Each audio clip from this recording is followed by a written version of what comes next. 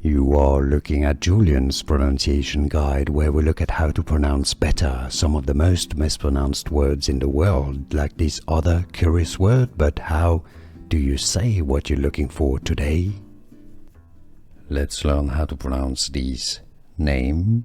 This is a name of Spanish origin. This is also a surname, a brand name.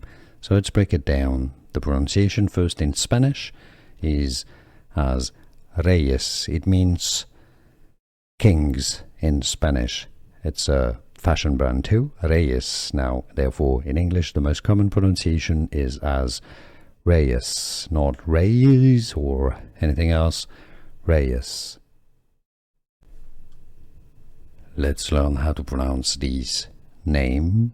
This is a name of Spanish origin. This is also a surname, a brand name.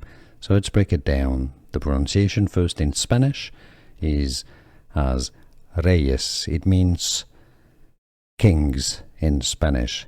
It's a fashion brand too, Reyes. Now, therefore, in English, the most common pronunciation is as Reyes, not Reyes or anything else. Reyes.